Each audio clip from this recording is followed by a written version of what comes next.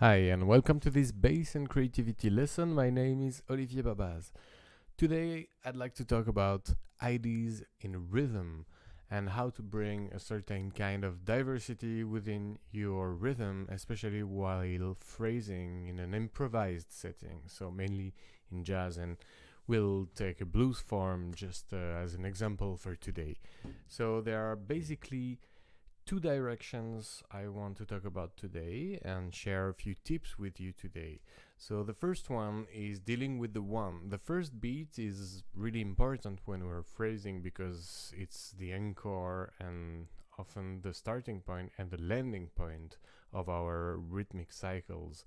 However, we have a strong tendency, and especially us as bass player, to really emphasize a lot on this one, and it's a good thing when we're accompanying.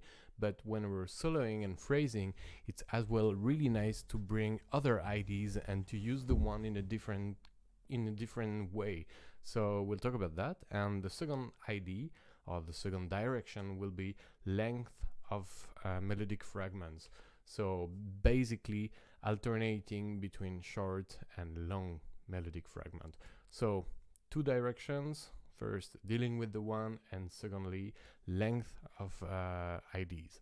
So let's talk about the one. So the first thing we want to do is really take consciousness and take knowledge that we're emphasizing naturally on the one as bass player. And as soon as we play, for example, a very simple walking bass line, of course, we're putting accent on the one because our strong notes, the fundamental of each chord, is generally on that one. And of course, even when we're playing melody,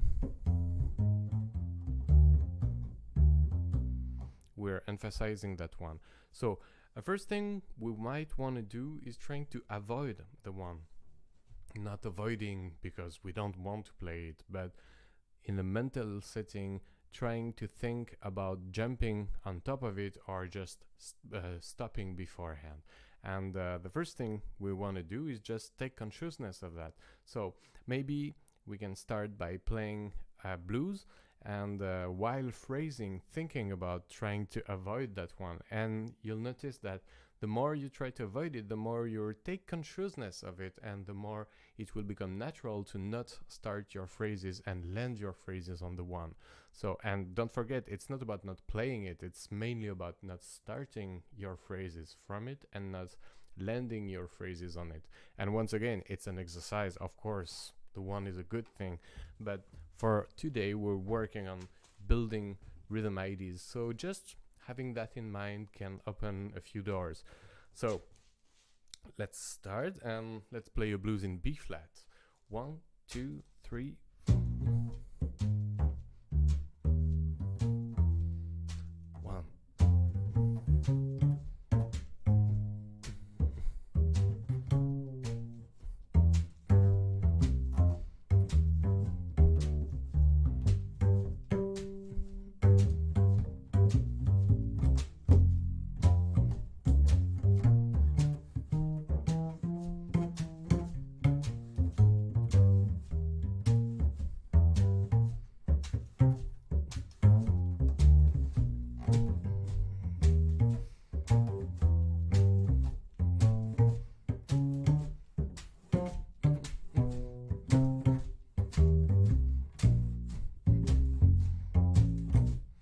So the first thing we have in mind here, very naturally, I'm playing, and you'll see that it's very natural, so that you're playing what used to be the one as an anticipation. So basically, we are keeping the same architecture of regular phrases, but we're just anticipating the one and putting it on the end of 4. For example, 1, 2, 3, 2, 3, 4. If I'm playing on the 1, 1, 2, 3. It's the same phrase, but just it's anticipated. So that's the very first thing we can do, is bring the 1 to the end of 4. But now we can try to put a little bit more emphasis on 2 and 4 as starting and landing point. So once again here with my foot, I'm just giving the high pitched on 2 and 4, so it's quite easy to know where you are. So remember, I'm playing one form here, and I'll be trying to start and land my phrases on upbeats, which are 2 and 4. 1, 2, 3.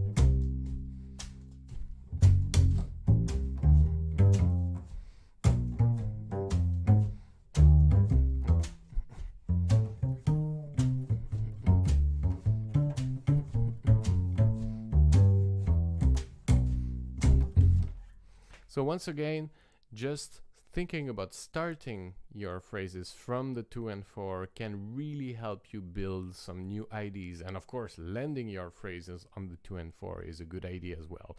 But it's a lot easier to think about the point of start of your phrase than the point of landing of your phrase. Because of course, as you're improvising, you don't know what's happening during your solo. So last thing about dealing with that one is within consecutive eighth playing. So it's when you have a lot of eighth, one consecutive one after the other, and it's about playing that one but not giving it neither a landing point or a starting point. So what I'll do is just play an eighth consecutive eighth phrase, but just letting it go and continuing my phrases to the 2 and 3 afterwards. So 1, 2, 3.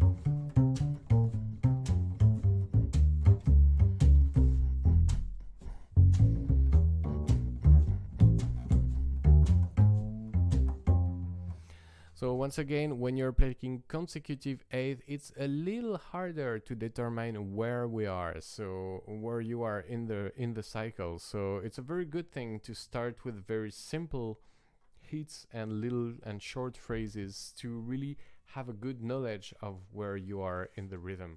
Of course, as all of these exercises, we are taking example of a swing blues here, but you can practice that in any style. And of course, it doesn't have to be jazz. You can practice, if we keep a blues form, let's take a minor form in C minor, but this time with even 8 and maybe a more Latin feel. All right, like this. 1, 2, 3.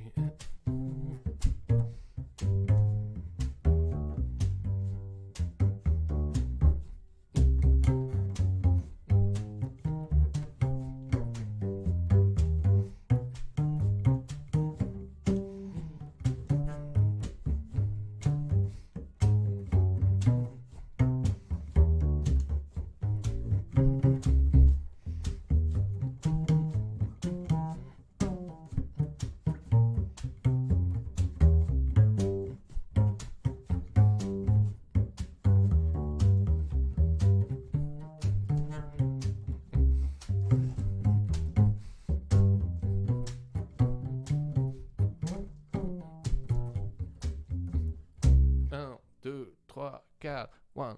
So here, once again, I was not giving any accent or any emphasis on the first beat, but once again, putting accents and start and landing point on 2 and 4 of the measure. So this was the first direction. So dealing with the one and trying not to be too attached to it. And that's very good because practicing not playing it will really help you strengthen the way you feel about the one and how to play it for more solid bass grooves where you really need that one.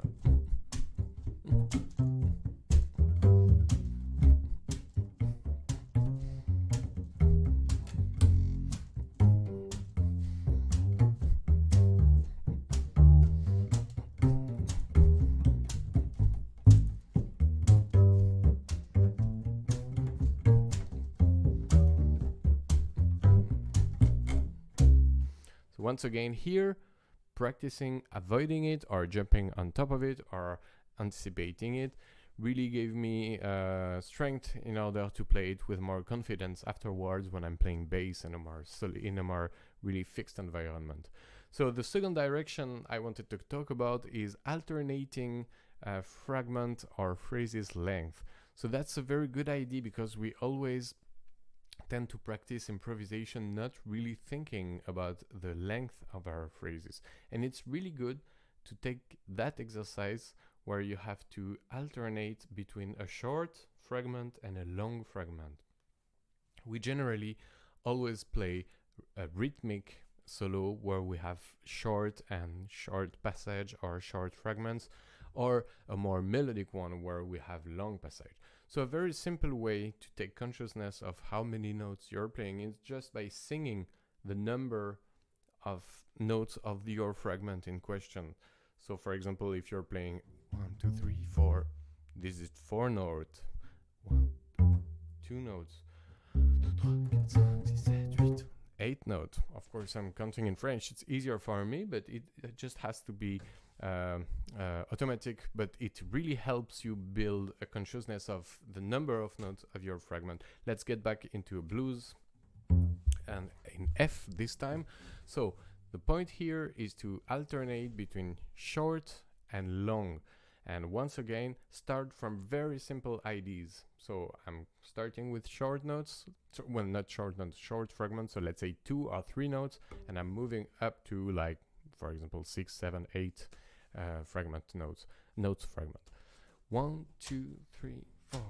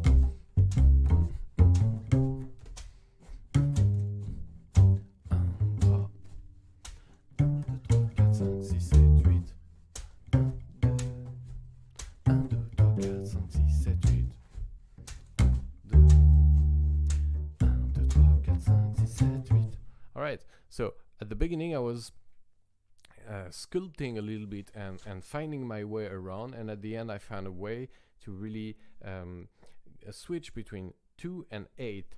So it doesn't necessarily have to be 8, of course, but just thinking about 2 note pattern and then an 8 note pattern, or a 7 or 6 one, but just a longer one, really helps building new ideas. And once again, they do not have to fit in any rhythm cycle. They do not have to respect any rhythmic figure. It just have to alternate between short and long.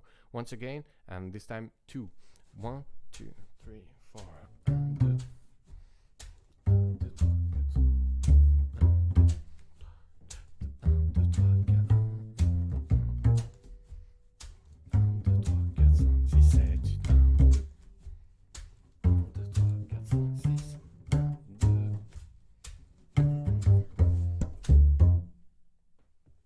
Sorry for the auto power. 1, 2, 1, 2, 3, 4, 5, 1, 2, 1, 2, 3, 4, 5, 6, 1, 2, 1, 2, 3, 4, 5, 6, 7, 8, 1, 2, 1, 2, 3, 4, 5, 6, 7, 8. Let it go.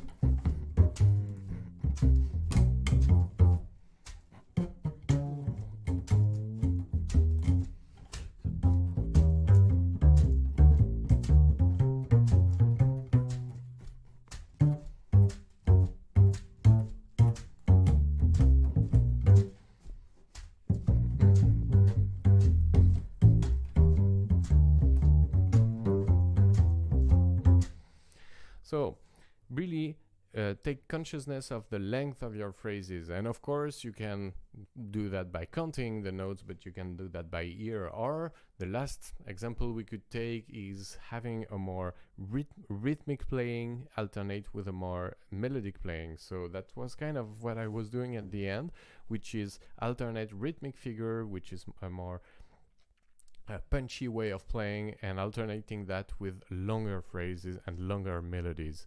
So let's hear how it sounds over a C minor blues this time. 1, 2, 3, 4.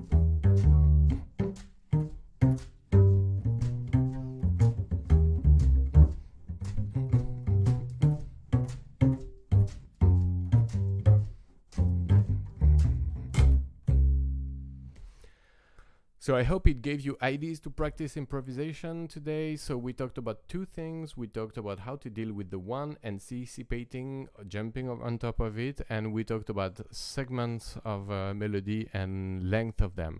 So I hope it gave you idea, and I'll see you for the next Bass and Creativity episode. Bye bye.